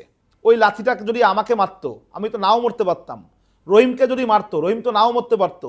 তার মানে বোঝাতে চাচ্ছি যে যে লাথিটা ছেলেটা মেয়েটাকে মেরেছিল, মেয়েটা কিন্তু মারা গেছে, বাট ওই লাথিতেই কিন্তু সবাই মারা যাবে না। কিন্তু এখন যদি একটা AK-47 নিয়ে এসে 10 জন মানুষকে গুলি করা হয়, 10 জন মানুষই কিন্তু কি হবে, মারা যাবে। এটাকেই কিন্তু বলা হচ্ছে প্রকৃতির স্বাভাবিক নিয়মে মৃত্যু। তার মানে আমি এমন একটা আঘাত করতেছি যে আঘাতে ন্যাচারালি একজন মানুষ কি মৃত্যু ঘটে, ন্যাচারালি একজন মানুষের মৃত্যু ঘটে, বা ওই আঘাতটা মৃত্যু ঘটার জন্য কি স্বাভাবিকভাবেই যথেষ্ট, প্রকৃতির স্বাভাবিক নিয়মেই যথেষ্ট। আশা করি বিষয়টা আপনারা বুঝতে পারছেন। তাহলে দেখেন আমরা এখন 300 ধারার সর্বশেষ পয়েন্টটা আলোচনা করব। খেয়াল করেন, যদি কাজটি সম্পাদনকারী ব্যক্তি জানেন যে কাজটি এতই আসন্ন বিপজ্জনক যে, তাহলে দুইটা বিষয় এর মধ্যে আছে, খেয়াল করতে হবে যে কাজটি সম্পাদনকারী ব্যক্তি জানেন যে, কাজটি সম্পাদনকারী ব্যক্তি জানেন যে কাজটি কি, খেয়াল করেন, কাজটি এতই আসন্ন বিপজ্জনক, তার মানে কাজটি কি, কাজটি খুবই বিপজ্জনক যে সম্ভবত তা মৃত্যু ঘটাবে। তার মানে কি, কাজটা এতটাই বিপজ্জনক যে মৃত্যুই হবে উক্ত কাজের একমাত্র ফলাফল। এটা কিন্তু ভালো করে বুঝতে হবে যে আপনি যে ঘটনাটা ঘটাচ্ছেন, ইন্টেনশনালি যদি কেউ কোনো কাজ করে যে কাজের ফলাফল কি, একমাত্র মৃত্যু, মৃত্যুই হবে উক্ত কাজের কি একমাত্র ফলাফল। এই জন্য বলতেছে এতই আসন্ন বিপজ্জনক যে সম্ভবত তা মৃত্যু ঘটাবে, অথবা মৃত্যু ঘটানোর সম্ভাবনা রয়েছে এমন শারীরিক জখম করবেই, অথবা মৃত্যু ঘটানোর সম্ভাবনা রয়েছে এমন শারীরিক জখম করবেই। খেয়াল করেন, এবং মৃত্যু বা অনুরূপ জখম ঘটানোর ঝুঁকি নেওয়ার মতো কোনো যুক্তিসঙ্গত অজুহাত ছাড়াই সে উক্ত কাজ সম্পাদন করে। তার মানে কোনো ধরনের কোনো যুক্তিসঙ্গত অজুহাত ছাড়া যখন কোনো ব্যক্তি ইন্টেনশনালি এমন কোনো ঘটনা বা এমন কোনো কাজ করবে যে মৃত্যুই হবে উক্ত কাজের একমাত্র ফলাফল, অথবা সম্ভবত সেটা কি করবে, মৃত্যুই ঘটাবে। বুঝতে পারছি কিনা? তাহলে এখানে বিষয়টা হচ্ছে যে ডিগ্রিজ অফ প্রবাবিলিটিসের বিষয়টা চলে আসতেছে। এই 4 নম্বর পয়েন্টের সাথে 300 ধারার এই 4 নম্বর পয়েন্টের সাথে 299 ধারার যে পার্থক্য, সেই পার্থক্যটা হচ্ছে যে 299 ধারাতে যেটা ইঙ্গিত দিচ্ছে যে যখন মৃত্যু ঘটার সম্ভাবনা কম, তখন যদি মৃত্যু ঘটে তাহলে সেটা নিন্দনীয় নরহত্যা। আর এই 4 নম্বর পয়েন্ট যেটা 300 ধারার, এখানে যেটা বোঝাচ্ছে যে মৃত্যু ঘটার সম্ভাবনা যখন বেশি, তখন সেটা হবে কি, তখন সেটা হচ্ছে মার্ডার। আচ্ছা, তাহলে আমরা এখন কিছু উদাহরণ দেখব। খেয়াল করেন 300 ধারার যে উদাহরণগুলো, এই উদাহরণগুলো যখন আমরা পড়ে ফেলবো তখন আমরা আরো ভালো আইডিয়া রাখবো, এবং এরপরে যখন 300 ধারার থেকে বিগত সালে যে প্রশ্নগুলো এসেছে সেগুলো যখন আলোচনা করব তখন দেখবেন যে আরো অনেক বেশি আপনারা ক্লিয়ার হয়ে গেছেন। তাহলে একটু খেয়াল করেন, কামরুল হাসান জয়নাল আবেদিনকে হত্যা করার অভিপ্রায়ে গুলি করে, ফলে জয়নাল আবেদিন মারা যায়, কামরুল হাসান খুন করেছে। একদম সহজ একটা উদাহরণ যে ইন্টেনশনালি জয়নাল আবেদিনকে হত্যা করার জন্য কামরুল হাসান গুলি করে এবং জয়নাল আবেদিন মারা গেছে, তার মানে কি এটা মার্ডার। আচ্ছা, এটাকে নিন্দনীয় নরহত্যা মনে করার কোনো কারণ নাই। 299তেও সেম সংজ্ঞা আছে, বাট 299 যে বিষয়টা সেটা 300 ধারার সাথে যখন মিলে যাবে তখন সেটা কি, সেটা মার্ডার। এবং আমরা 300 ধারাতে যা পড়লাম দেখলাম কি, শুধু মার্ডারের যে 5টা এক্সেপশন আছে সেটা বাদ দিয়ে সব ক্ষেত্রেই আমরা কি করব, ওটাকে culpable homicide amounting to murder মনে করব। আর কালপাবল হোমোসাইড অ্যামাউন্টিং টু এবং culpable homicide not amounting to murder কখন হবে, যখন ওই এক্সেপশনের মধ্যে পড়বে। পরের যে উদাহরণটা একটু খেয়াল করেন, জয়নাল আবেদিন এমন একটি রোগে ভুগছে যার ফলে একটি সাধারণ আঘাত তার মৃত্যু ঘটাতে পারে। তাহলে জয়নাল আবেদিন কিন্তু একটা রোগে ভুগতেছে, ঠিক আছে, যার ফলে একটা সাধারণ আঘাত তার মৃত্যু ঘটতে পারে, এ কথা জেনে। তাহলে এখানে মূল বিষয়টা কোন জায়গায়, মূল বিষয়টা কিন্তু এখানে এ কথা জেনে। বুঝতে পারছেন কিনা? এ কথা জেনে কামরুল হাসান তাকে শারীরিক জখম করার অভিপ্রায়ে আঘাত করে, আঘাতের ফলে জয়নাল আবেদিন মারা যায়, যদিও উক্ত আঘাত প্রকৃতির স্বাভাবিক নিয়মে একজন সুস্থ ব্যক্তির মৃত্যু ঘটানোর জন্য পর্যাপ্ত ছিল না। তাহলে এই জায়গাটাও কিন্তু আমাদেরকে একটু বুঝতে হবে যে যদিও উক্ত আঘাত প্রকৃতির স্বাভাবিক নিয়মে একজন সুস্থ ব্যক্তির মৃত্যু ঘটানোর জন্য পর্যাপ্ত ছিল না, তবুও কামরুল হাসান কিসের জন্য অপরাধী হয়েছে, তবুও কামরুল হাসান খুনের দায়ে দোষী। তাহলে এই জায়গাটা একটু বোঝেন, কয়েকটা প্যাচ আছে কিন্তু এক একটা করে ছুটাই। দেখেন, এ কথা জেনে যদি না জানতো তাহলে কি হইতো, যদি না জানতো তাহলে কি হইতো? এ কথা জেনে, তার মানে কে জানে? কে জানে? জানে হচ্ছে কি অফেন্ডার। অফেন্ডারের এখানে কি আছে? একটা স্পেশাল নলেজ আছে। কেউ যখন কোনো দুরারোগ্য রোগে আক্রান্ত হবে, অফেন্ডার যদি জানে যে ওই ব্যক্তি দুরারোগ্য রোগে আক্রান্ত, এটা জানার পরে যদি সে তাকে কি করে? আঘাত করে, এবং সেই আঘাত যদি প্রকৃতির স্বাভাবিক নিয়মে একজন সুস্থ ব্যক্তির মৃত্যু ঘটানোর জন্য কি না পর্যাপ্ত না, তারপরেও কিন্তু সেটা কি হবে? মার্ডার হবে। বুঝতে পারছি কিনা? তাহলে এই উদাহরণটাতে একটু খেয়াল করেন। যদি বিষয়টা এরকম হতো, এই কথা না জেনে, ঠিক আছে, মনে করেন যে এই শব্দটা যদি না থাকতো, যে অফেন্ডার জানে না যে ভিকটিম একটা দুরারোগ্য রোগে আক্রান্ত, এবং তারপরে অফেন্ডার ভিকটিমকে আঘাত করলো, এবং সেই আঘাত যদি প্রকৃতির স্বাভাবিক নিয়মে মৃত্যু ঘটানোর জন্য যথেষ্ট না হয়, তখন কিন্তু সেটা মার্ডার হবে না, তখন সেটা হবে কি? কালপাবল হোমোসাইড। আবার চাইলে এই উদাহরণটাকে কিন্তু একটু উল্টায় দেওয়া যায়। উল্টায় দেওয়া যায় কিভাবে? মনে করেন যে জয়নুল আবেদিন এমন একটি রোগে ভুগছে যার ফলে একটি সাধারণ আঘাত তার মৃত্যু ঘটাতে পারে, এ কথা না জানে। তার মানে কি? এখানে মনে করেন যে না শব্দটাই মনে করেন যে আছে, যে এ কথা না জেনে কামরুল হাসান তাকে শারীরিক জখম করার অভিপ্রায়ে আঘাত করে। বুঝতে পারছি কিনা? তাহলে এই জায়গায় কি হচ্ছে? এখানে খেয়াল করেন, এখানে কামরুল হাসান জানে না যে জয়নুল আবেদিন একটা রোগে ভুগতেছে, এটা তো আমরা বুঝলাম। কিন্তু যদি আমরা উদাহরণে একটু উল্টাই দিই, কি উল্টাই দিব? যে সে যে আঘাত করছে, সেই আঘাতের ফলে প্রকৃতির স্বাভাবিক নিয়মে একজন সুস্থ ব্যক্তির মৃত্যু ঘটানোর জন্য এই যে পর্যাপ্ত ছিল নাটা যদি কাইটে দিই, কথা কি বুঝতে পারছি কিনা? তাহলেই কিন্তু আবার সিনারিও কি হয়ে যাচ্ছে? চেঞ্জ হয়ে যাচ্ছে। তো এই বিষয়গুলো কিন্তু একটু কি করা লাগবে? এই বিষয়গুলো কিন্তু একটু ভালো করে বুঝতে হবে। তাহলে এইভাবেই কিন্তু আমাদের কি হবে? এইভাবেই কিন্তু আমাদের প্রশ্ন নানাভাবে ঘোরায় পেঁচায় আসবে। তাহলে আমি একেবারে সহজ করে দিই, যদি অফেন্ডার আগে থেকে জানে যে কোনো একজন ব্যক্তি দুরারোগ্য রোগে আক্রান্ত, তার মানে অফেন্ডারের স্পেশাল নলেজ আছে, ওরকম সময় তার আঘাত যদি প্রকৃতির স্বাভাবিক নিয়মে মৃত্যু ঘটানোর জন্য যথেষ্ট নাও হয়, তারপরও সেটা কি হবে? মার্ডার হবে। আবার যদি বিষয়টা এরকম হয় যে অফেন্ডার আগের থেকে জানে না যে সে একটা দুরারোগ্য রোগে আক্রান্ত, ওরকম সময় যদি সে এমন একটা আঘাত করে যে আঘাতের ফলে কি প্রকৃতির স্বাভাবিক নিয়মে মৃত্যু ঘটানোর জন্য যথেষ্ট না, তখন কিন্তু সেটা কি হবে? নিন্দনীয় নরহত্যা হবে। আবার যদি এরকম হয় যে অফেন্ডার আগের থেকে জানে না যে ভিকটিম একটা দুরারোগ্য রোগে আক্রান্ত, এরকম সময় অফেন্ডার যদি এরকম আঘাত করে যেটার ফলে প্রকৃতির স্বাভাবিক নিয়মে মৃত্যু ঘটতে পারে, প্রকৃতির স্বাভাবিক নিয়মে মৃত্যু ঘটে, তাহলে সেই ক্ষেত্রে সেটা কি হবে? আবার সেটা কিন্তু আবার খুন হয়ে যাবে। তাহলে আমাদেরকে ধারাগুলো কিন্তু ভালো করে কি করতে হবে? ধারাগুলো কিন্তু আমাদেরকে ভালো করে বুঝতে হবে আর কি। আচ্ছা, আমরা এর পরবর্তী যে উদাহরণ, সেই উদাহরণে আমরা চলে যাব। দেখেন, কামরুল হাসান ইচ্ছাকৃতভাবে জয়নাল আবেদিনকে তলোয়ার দিয়ে এমনভাবে আঘাত করে বা লাঠি দিয়ে এমনভাবে জখম করে যা প্রকৃতির স্বাভাবিক নিয়মে একজন মানুষের মৃত্যু ঘটানোর জন্য পর্যাপ্ত। তাহলে আমার আর এখানে কিছুই বোঝানোর দরকার নাই। এখানে প্রকৃতির স্বাভাবিক নিয়মে মৃত্যু ঘটানোর জন্য যথেষ্ট এরকম আঘাত যদি কেউ কোনো ব্যক্তিকে করে এবং সেটার ফলে যদি কি হয়? মৃত্যু ঘটে, তাহলে সেই ক্ষেত্রে সেটা কি হবে? খুন হবে। বুঝতে পারছি কিনা? দেখেন, এখানে কিন্তু একটা জিনিস আছে, সেটা কিন্তু আপনাদেরকে মাথায় রাখতে হবে। সেটা কি? দেখেন, সেটা হচ্ছে যে এই যে যদিও জয়নাল আবেদিনের মৃত্যু ঘটানোর নির্দিষ্ট অভিপ্রায় তার নাও থেকে থাকে, তার মানে জয়নাল আবেদিনের মৃত্যু ঘটানোর জন্য কোনো অভিপ্রায় নাই, কিন্তু কামরুল হাসান এখানে কি করছে? কামরুল হাসান এখানে কিন্তু ইচ্ছাকৃতভাবে জয়নাল আবেদিনকে কি করছে?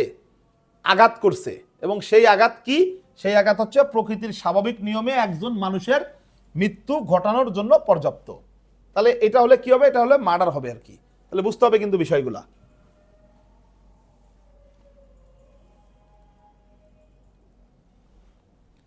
খেয়াল করেন, কামরুল হাসান কোনো যুক্তিসঙ্গত অজুহাত ছাড়াই জনাকীর্ণ ভিড়ের মধ্যে একটি লোড করা কামান থেকে গুলি ছোড়ে এবং তাতে একজন ব্যক্তি নিহত হয়। কামরুল হাসান খুনের দায়ে দোষী, যদিও কোনো নির্দিষ্ট ব্যক্তিকে হত্যা করার পূর্ব পরিকল্পিত কোনো অভিপ্রায় তার ছিল না। তাহলে এই জায়গায় কিন্তু খেয়াল করেন, এই জায়গায় কিন্তু কামরুল হাসানের কি নাই, এখানে কিন্তু কামরুল হাসানের কোনো ধরনের কোনো পূর্ব পরিকল্পনা কি নাই, পূর্ব পরিকল্পনা নাই। তারপরে তার কোনো কি ছিল না, কোনো অভিপ্রায় তার ছিল না, তারপরেও কিন্তু এটা মার্ডার হবে। তাহলে দেখেন, পূর্ব পরিকল্পনা বা অভিপ্রায় না থাকলেও কিন্তু মার্ডার হয়। কখন মার্ডার হয়? এইটা হচ্ছে 300 ধারা 4 নম্বর পয়েন্টে আসবে। 300 ধারা 4 নম্বর পয়েন্টে কি বলছে, যে আপনি যখন কোনো একটা ঘটনা ঘটাবেন বা কোনো একটা কাজ করবেন, সেটা যদি এতটাই বিপজ্জনক হয় যে যেটার ফলে একজন মানুষের কি হবে, মৃত্যু ঘটবে বা মৃত্যুই হবে উক্ত কাজের একমাত্র ফলাফল, তাহলে এরকম ক্ষেত্রে কিন্তু কি হবে, এরকম ক্ষেত্রে সেটা কিন্তু মার্ডার হবে। দেখেন, কামরুল হাসান কোনো যুক্তিসঙ্গত অজুহাত ছাড়াই, এখানে কিন্তু আর একটা বিষয় আছে যে যুক্তিসঙ্গত, এখানে কিন্তু আর একটা বিষয় আছে, সেটা কিন্তু মাথায় রাখতে হবে। সেটা কি? সেটা হচ্ছে যে যুক্তিসঙ্গত অজুহাত ছাড়াই, এই জিনিসটা কিন্তু খেয়াল রাখতে হবে আর কি, যে কোনো ধরনের যুক্তিসঙ্গত অজুহাত ছাড়াই সে কি করছে, ভিড়ের মধ্যে একটা কামান দিয়ে গুলি করা শুরু করলো, আর এই কারণে কি হয়েছে, একজন মানুষ মারা গেছে। তাহলে এটা কি? এটা হচ্ছে মার্ডার। এখন দেখেন, গুরুত্বপূর্ণ একটা প্রশ্ন আমরা এখন পড়ব, when culpable homicide is not murder. এই যে 5টা এক্সেপশন, এই 5টা এক্সেপশনের ক্ষেত্রেই কেবলমাত্র কালপেবল হোমিসাইড কি হবে না, কালপেবল হোমিসাইড কিন্তু মার্ডার হবে না। বাকি সব ক্ষেত্রেই কিন্তু কালপেবল হোমিসাইড কি হবে, মার্ডার হবে। তার কারণ হচ্ছে যে মার্ডার আর কালপেবল হোমিসাইডের মধ্যে যে পার্থক্য আছে, সেই পার্থক্যটা কিন্তু এই 5টা এক্সেপশনের মধ্যেই কিন্তু চলে আসে। আমি এক একটা করে আপনাদেরকে দেখাই, তাহলে আপনারা বুঝতে পারবেন। দেখেন, ব্যতিক্রম 1,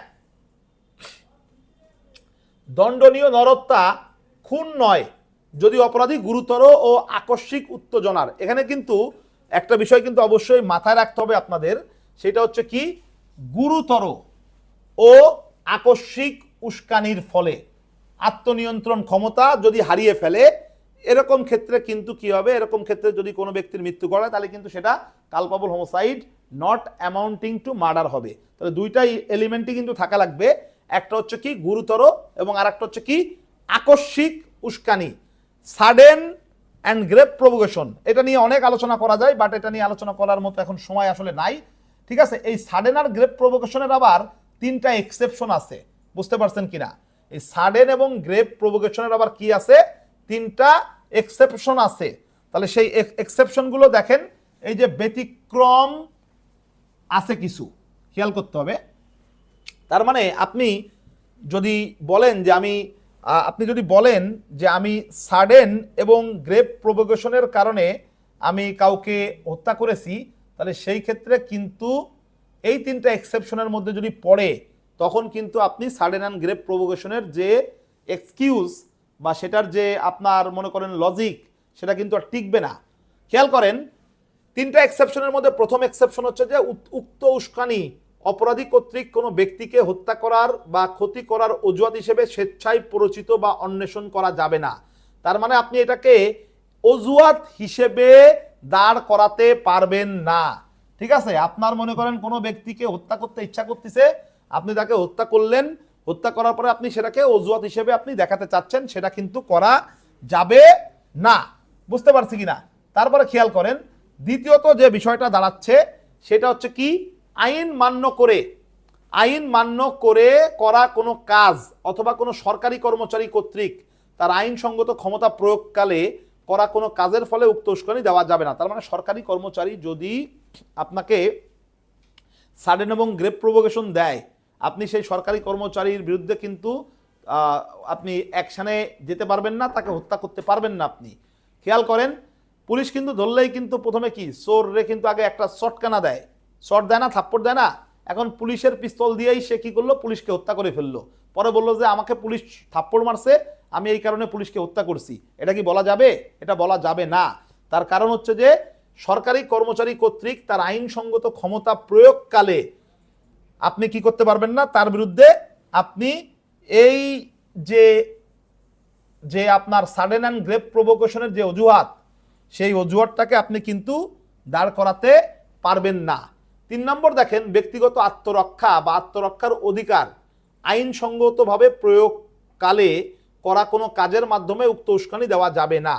এটা আমি একটু উদাহরণ দিয়ে বোঝাই, তাহলে আপনারা ক্লিয়ার হবেন। এখানে মূলত যে বিষয়টা বলতেছে সেটা হচ্ছে যে আপনি যখন সাডেন অ্যান্ড গ্রেভ প্রভোকেশনের অজুহাতটা আপনি নিয়ে আসবেন, তখন আপনাকে ক্লিন হ্যান্ডে থাকা লাগবে, ক্লিন হ্যান্ডে। সেটা কীরকম? মনে করেন আমি প্রথমে কি করলাম, আমার বন্ধুকে গালি দিলাম, আমার বন্ধুকে গালি দেওয়ার পরে ওই বন্ধু আমাকে কি করলো, ধাক্কা দিল, বা ওই বন্ধু আমাকে আরও বেশি গালি দিল। এইবার আমি কি হয়েছি, উত্তেজিত হয়ে তাকে আমি মেরে ফেললাম। এরকম করা যাবে না। তার কারণ হচ্ছে যে আমি যখন সাডেন অ্যান্ড গ্রেভ প্রভোকেশনের অজুহাতটা দাঁড় করাবো তখন আমাকে কিন্তু ক্লিন হ্যান্ডে থাকা লাগবে।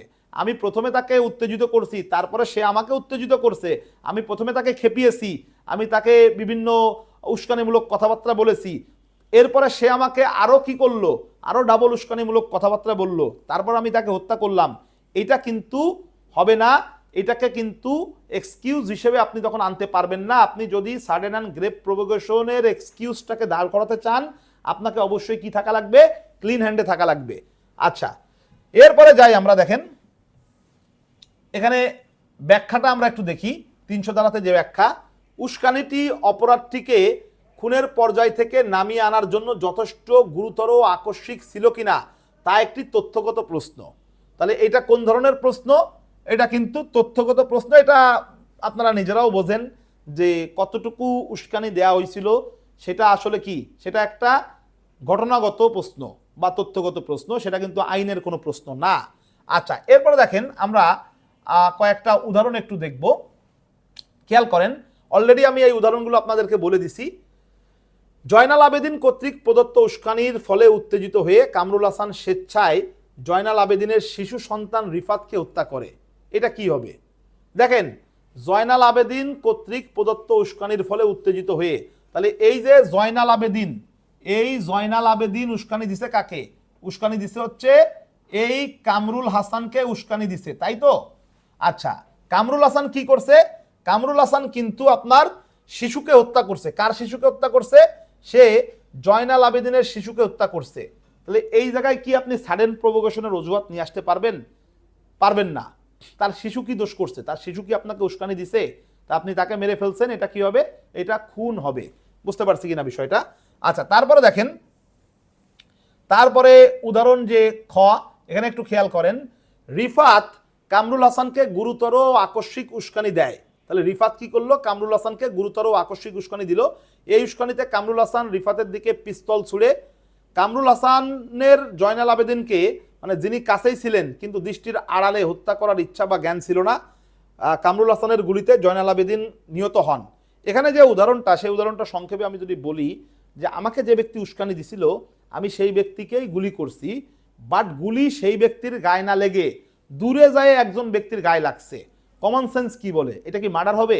কমন সেন্স বলতেছে এটা মার্ডার হবে না, এটা হবে হচ্ছে কি কালপেবল হোমোসাইড। কারণ দূরে যে ব্যক্তিটা ছিল সেই ব্যক্তিকে হত্যা করার আমার কোনো উদ্দেশ্য ছিল না, আর আমি যে ব্যক্তিকে হত্যা করার জন্য গুলি ছুড়েছি সেই ব্যক্তি তো আমাকে একটা সাডেন এবং গ্রেভ প্রভোকেশন দিয়েছে। তা সুতরাং সাডেন এবং গ্রেভ প্রভোকেশনের কারণে যদি আমি কোনো কারণে কাউকে হত্যা করার জন্য অ্যাটাক করি এবং এটা যদি সে না মারা গিয়ে দূরে কোনো ব্যক্তি যদি মারা যায়, তাহলে সেই ক্ষেত্রে সেটা কি হবে? সেটা কিন্তু কালপেবল হোমোসাইড হবে। অনেকে কিন্তু আপনারা আবার এটা মনে করবেন যে এটা কি 301 ধারা আসবে কিনা, একজন ব্যক্তিকে হত্যা করতে গিয়ে আরেকজন ব্যক্তিকে হত্যা করে ফেললো।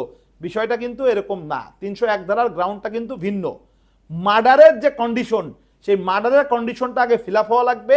সেই মার্ডারের কন্ডিশনটা ফিল আপ হওয়ার পরে তারপরে যদি আপনি একজন ব্যক্তিকে হত্যা করতে গিয়ে আরেকজন ব্যক্তিকে হত্যা করেন তাহলে সেই ক্ষেত্রে কিন্তু 301 ধারা আসবে। তাহলে দেখেন, তাহলে এটা হচ্ছে কি? এটা হচ্ছে দণ্ডনীয় নরহত্যার অপরাধ। বুঝতে পারছি কিনা?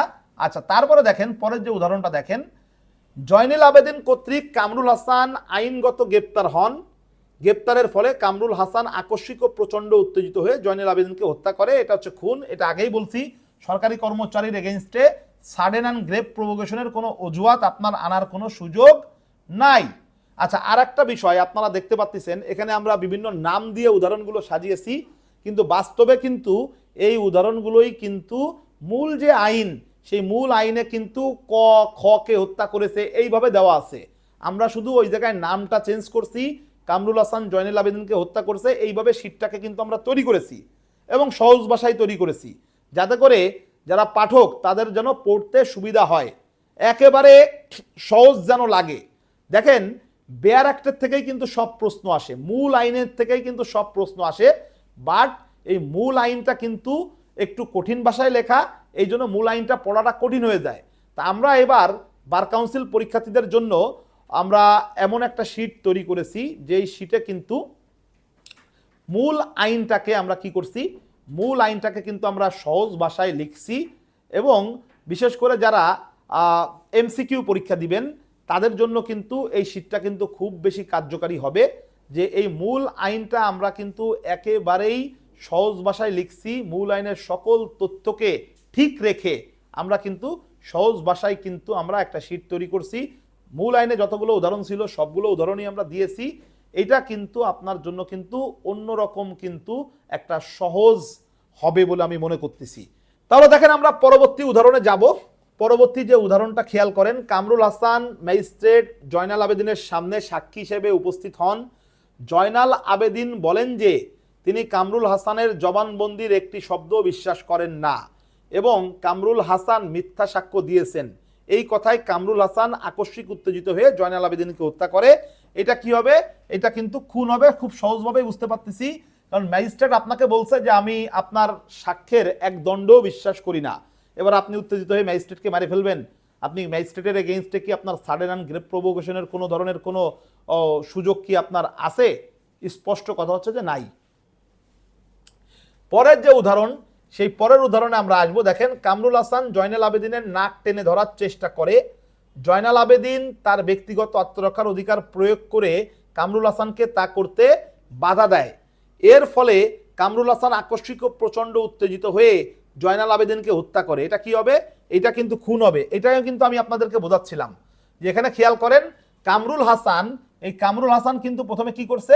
প্রথমে কিন্তু এই জয়নাল আবেদিনের নাক টেনে ধরার চেষ্টা করেছে। এই জয়নাল আবেদিনের যখন নাক টেনে ধরার চেষ্টা করলো, তখন জয়নাল আবেদিন কি করছে? তার ব্যক্তিগত আত্মরক্ষার অধিকার প্রয়োগ করে কামরুল হাসানকে তা করতে সে কি করছে? বাধা দিছে। তাহলে আমাকে প্রথমে আপনি কি করছেন? নাক টেনে ধরার চেষ্টা করছেন, আমি আপনাকে বাধা দেওয়ার জন্য ধাক্কা টাক্কা দিলাম, গালিগালাজ করলাম, এবার আপনি উত্তেজিত হয়ে আমাকে কি করলেন? মেরে ফেললেন। এটা কিন্তু খুন হবে। এখানে আপনি সাডেন অ্যান্ড গ্রেভ প্রভোকেশনের যে অজুহাত, সেটা কিন্তু আপনি আনতে পারবেন না। দেখেন, জয়নাল আবেদিন মোস্তাফিজুর রহমানকে আঘাত করে। এই উস্কানিতে মোস্তাফিজুর রহমান প্রচণ্ড রাগান্বিত হয়। কামরুল হাসান একজন পথচারী হিসেবে মোস্তাফিজুর রহমানের এই রাগের সুযোগ নিয়ে তাকে দিয়ে জয়নাল আবেদিনকে হত্যা করানোর একটা উদ্দেশ্যে মোস্তাফিজুর রহমানের হাতে একটি ছুরি দিয়ে দেয়। মোস্তাফিজুর রহমান ওই ছুরি দিয়ে জয়নাল আবেদিনকে হত্যা করে। এখানে মোস্তাফিজুর রহমান কেবল দণ্ডনীয় নরহত্যা করে থাকতে পারে, কিন্তু কামরুল হাসান কি হবে? খুনের দায়ে দোষী হবে। তাহলে দেখেন, মনে করেন যে আমাকে একজন ব্যক্তি উত্তেজিত করলো। উত্তেজিত করার ফলে আমি এখন ওই ব্যক্তিকে অ্যাটাক করতে গেলাম। এখন মাসুম সাহেব কি করলো? আমার হাতে একটা পিস্তল দিয়ে দিল। আমি উত্তেজনার বশে পিস্তল দিয়ে তাকে গুলি করে ফেললাম। তা আমার এখানে কি হবে? আমি কিন্তু সাডেন অ্যান্ড গ্রেভ প্রভোকেশনের কারণেই কিন্তু তাকে হত্যা করেছি। এই জন্য আমার অপরাধ হবে দণ্ডনীয় নরহত্যা। কিন্তু মাসুম সাহেব যে আমাকে কি করলো? পিস্তল এনে দিল। এই জন্য মাসুম সাহেবের অপরাধটা কি হয়ে যাবে? আবার তার কিন্তু ইন্টেনশন যাতে করে আমি আপনাকে হত্যা করি, তাহলে মাসুম সাহেবের অপরাধটা হবে খুন। এটাই কিন্তু এখানে কি করছে? এখানে কিন্তু বলেছে। খুবই সহজ ভাষায় সব জিনিসগুলো লেখা। আমরা এখন ব্যতিক্রম 2-তে যাব। ব্যতিক্রম 2 কিসের ব্যতিক্রম 2? মার্ডারের ব্যতিক্রম 2। 300 ধারাতে 5টা যে ব্যতিক্রম আছে, যে 5টা ব্যতিক্রমের ক্ষেত্রে নিন্দনীয় নরহত্যা খুন বলে পরিগণিত হবে না, আমরা সেগুলোই এখন আলোচনা করতেছি। এবং আমরা এখন ব্যতিক্রম 2-তে কি আছে সেটা একটু দেখব। দেখেন, দণ্ডনীয় নরহত্যা খুন নয় যদি অপরাধী ব্যক্তি বা সম্পত্তির ব্যক্তিগত আত্মরক্ষার অধিকার সরল বিশ্বাসে প্রয়োগ করতে গিয়ে আইন প্রদত্ত ক্ষমতার সীমা লঙ্ঘন করে এবং পূর্ব পরিকল্পনা ছাড়াই এবং যতটুকু ক্ষতি করা প্রয়োজন তার চেয়ে বেশি ক্ষতি করার অভিপ্রায় ছাড়াই ওই ব্যক্তির মৃত্যু ঘটায় যার বিরুদ্ধে সে আত্মরক্ষার অধিকার প্রয়োগ করেছিল। সহজ ভাষায় যদি বলি যে ব্যক্তিগত আত্মরক্ষার অধিকার প্রয়োগ করতে গিয়ে যদি আপনি অতিরিক্ত অধিকার প্রয়োগ করে ফেলেন এবং এই অতিরিক্ত অধিকার প্রয়োগ করে যদি আপনি কাউকে কি করেন? হত্যা করে ফেলেন, তাহলে সেটা কি হবে? সেটা হবে হচ্ছে নিন্দনীয় নরহত্যার অপরাধ। বুঝতে পারছি কিনা? আমরা জানি যে ব্যক্তিগত আত্মরক্ষার অধিকার প্রয়োগ করতে গিয়ে যদি কেউ কাউকে হত্যা করে তাহলে তো সেটা অপরাধ হয় না, কিন্তু আমি একটু ব্যক্তিগত আত্মরক্ষার অধিকারটাকে বেশি চর্চা করে ফেললাম। আইন আমাকে যতটুকু অধিকার দিয়েছে তার থেকে আমি বেশি অধিকার প্রয়োগ করলাম। আপনারা জানেন যে ব্যক্তিগত আত্মরক্ষার অধিকারটা প্রপোর্শনের হারে আমাকে কি করতে হবে, আমাকে ব্যবহার করতে হবে। কেউ যদি আমাকে লাঠি দিয়ে মারে তাহলে আমিও কিন্তু তাকে লাঠি দিয়েই আঘাত করব।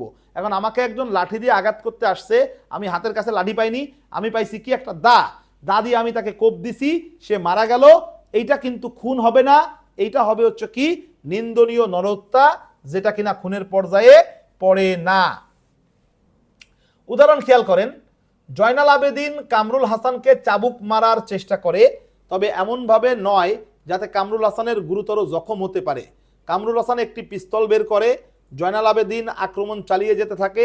কামরুল হাসান সরল বিশ্বাস করে যে চাবুক মারা বন্ধ করার আর কোনো উপায় নাই, তাই সে জয়নাল আবেদিনকে গুলি করে হত্যা করে। তাহলে এইটা কি হবে, এইটা কিন্তু আপনার দণ্ডনীয় নরহত্যার অপরাধ হবে। আমি একটু আগে যেটা বোঝালাম সেটাই আর কি, যে আমাকে একজন চাবুক দিয়ে কি করতেছে, চাবুক দিয়ে আমাকে মারতেছে। এখন আমি তার হাতে বাঁচার জন্য আর কোনো উপায় খুঁজে পাচ্ছি না, আমি তখন তাকে পিস্তল দিয়ে গুলি করলাম এবং আমি মনে করলাম যে গুলি করলে সে চাবুক মারা হয়তো বা বন্ধ করে দিবে। এই সরল বিশ্বাসে আমি তাকে গুলি করলাম, সে মারা গেল। এটা হবে কি, এটা হবে হচ্ছে দণ্ডনীয় নরহত্যা, যেটা কিনা খুনের পর্যায়ে পড়ে না। ব্যতিক্রম 3-এ আসেন। ব্যতিক্রম 3-এ দেখেন, দণ্ডনীয় নরহত্যা খুন নয় যদি অপরাধী একজন সরকারি কর্মচারী হয়ে বা জনস্বার্থ রক্ষার কাজে নিয়োজিত সরকারি কর্মচারীকে সহায়তা করতে গিয়ে আইন প্রদত্ত ক্ষমতার সীমা লঙ্ঘন করেন। তার মানে এখানে যে ব্যতিক্রম যে 3, তার মানে এখানে ব্যতিক্রম যে 3, এই ব্যতিক্রম 3-এ কিন্তু আমাদেরকে যে জিনিসটা বোঝাচ্ছে সেটা হচ্ছে কি, যে সরকারি কর্মচারী হওয়া লাগবে। কি হওয়া লাগবে, আমাদেরকে অবশ্যই কি হওয়া লাগবে, এখানে সরকারি কর্মচারী হওয়া লাগবে। বুঝতে পারছি কিনা, সরকারি কর্মচারী হওয়া লাগবে, 1 নম্বর যে বিষয়টা। তারপরে দেখেন, আপনাকে এই সরকারি কর্মচারী অবশ্যই কাজ করবে কি, আইন প্রদত্ত ক্ষমতার সীমা লঙ্ঘন করবে। আইন তাকে যে ক্ষমতা দিছে সেই আইন প্রদত্ত ক্ষমতার সীমা লঙ্ঘন করবে। ঠিক আছে, করে যদি কারোর মৃত্যু ঘটায়, কিন্তু তার আবার কি থাকা লাগবে, সরল বিশ্বাস কিন্তু থাকা লাগবে এবং তার দাপ্তরিক দায়িত্ব পালনের জন্য আইনসঙ্গত ও প্রয়োজনীয় মনে করেছিলেন এমন, এবং যার মৃত্যু ঘটেছে তার প্রতি কোনো বিদ্বেষ পোষণ না করে কাজটি করেছিলেন। এখানে কিন্তু কয়েকটা বিষয় আছে আর কি।